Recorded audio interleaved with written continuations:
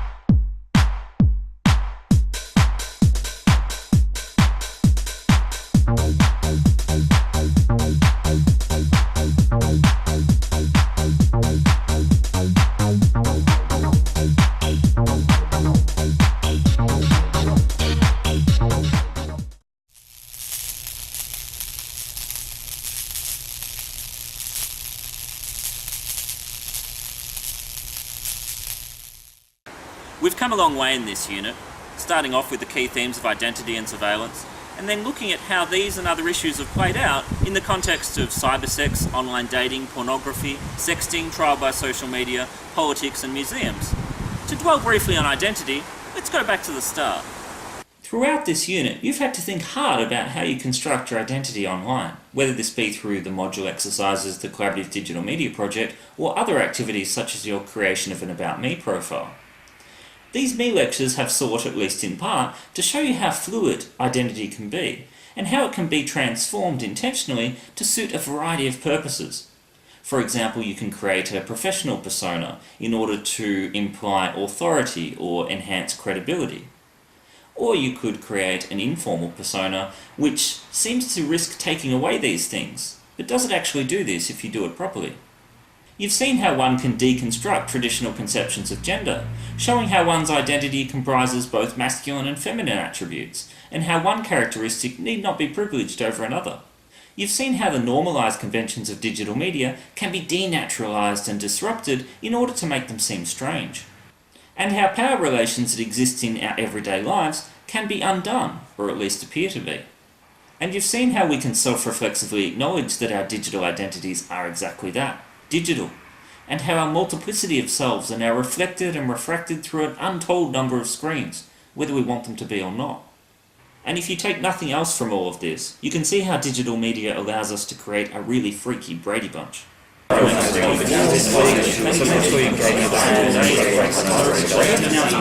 And here are some final thoughts that I've kept aside from Danielle Christmas on digital identity and anonymity, which are well worth reflecting on.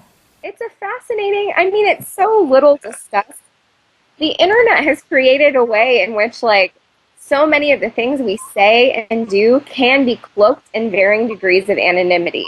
So, I can go online and say something about a news story that I would never have the nerve to say in public.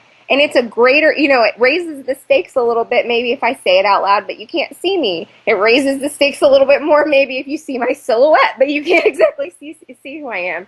So that's interesting. I think that the generation that's been coming up, because even on Facebook, they're putting on they're doing kind of what I did when Facebook was first coming out and I was young enough to have no common sense.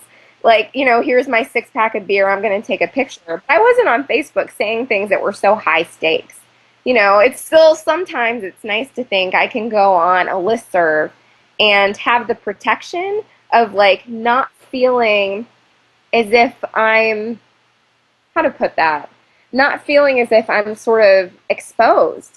I can, like, if I can choose whether or not to read all of the criticism that's going to come about, which is kind of troubling. I don't do that a lot. I actually like fighting, but I understand why people do that. And I think there is something important about it. If you're going to advance a position, you need to be willing to actually engage with the response to that position. It's far too easy these days to say it and like leave the room. Say something ignorant that you would never defend in person. We started this unit by adopting the Media Studies 2.0 approach, and while we distanced ourselves from this later in the unit to some degree, nonetheless it's proven to have considerable value to our learning about digital media culture, to our aim of investigating the intersection between critical thinking and creative practice. In week 1 we interrogated the ways in which we learn, noting that watching or listening to a teacher talk in a lecture or in class is only one part of this, and a very small part. Learning also includes reading, discussing, exploring, making and sharing, and it's great to see so much of that happening throughout the unit. You've been encouraged to think critically about how you think about things, not told what to think, and I hope you'll take some aspects of this unit or lessons that you've learned from it into your future studies and careers. We've looked at both the positive and the negative sides of digital media. The potential benefits are many, but the limitations and the harmful or destructive possibilities of digital media are also important to acknowledge, with so many of these highlighted in the 50 Million Merits episode of Charlie Brooker's Black Mirror. So what is the future of digital media? There are many ways in which this question can be addressed, or at least pondered. In one sense, the question is meaningless, because hypotheticals only get us so far and are not very productive. But nonetheless, this is a perfect kind of question to ask ourselves at this time when we want to recap on the unit as a whole and think about the ongoing relevance of the various issues and examples we've looked at throughout the trimester. In the study notes, I focused on the issue of education and digital learning, and whether or not this is indeed the future of learning. For this reason, the informal survey that I uploaded last week is not just a way to get some feedback, but it serves a pedagogical purpose in trying to get us to think about some of these very big and very important issues, such as what is a lecture for, and are videos useful? Thank you very much to all those people who've already filled out the survey. It's very much appreciated, and there's plenty of time to do so. Check last week's meLecture for the details of how to do that anonymously, and it would be greatly appreciated if others will. Whether or not you're going to fill out the survey, it's worth reflecting on some of these big issues. Whether or not videos like this are effective, or whether I've just been what Charlie Brooker might call fake fodder on the screen. The study notes also raise the question of what your future of digital media use will be, and I highly recommend that you think about this at this point in your degrees and also in your lives. My approach to the question of what is the future of digital media is influenced here by my childhood passion for the choose-your-own-adventure books, a very early form of interactive media, which allowed you to some degree to choose what your journey would be through a novel. Here are some reflections on the future of digital media from some familiar faces in this unit for you to choose from. Or if you were like me with choose-your-own-adventure books, you'll just cheat and check every one of them.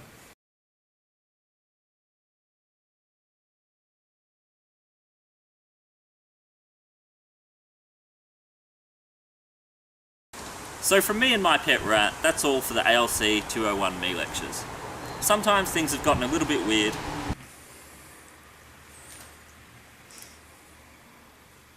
Hi everyone. What? Like a dating video.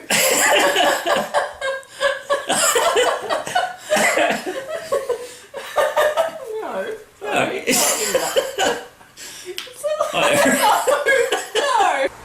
And sometimes things haven't always gone to plan. A really key concept that we're looking at in relation to this topic is ideology. And if I could quote Adam Brown briefly, he writes that Adam Brown... A key concept we're looking at this week is ideology. And to give you a definition of this, I'd like to quote Adam Brown from 2012, who wrote that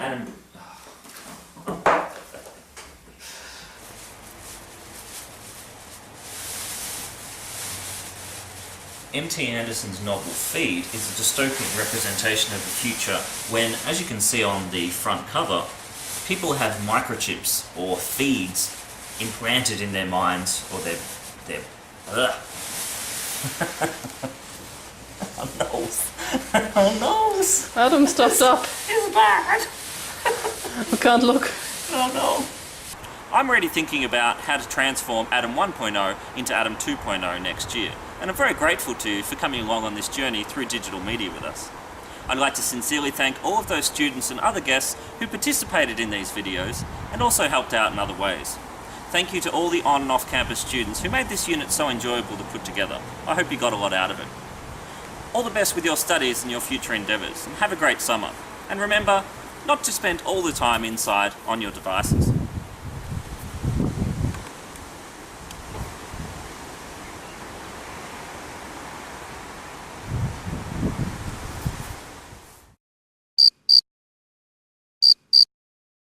Wait.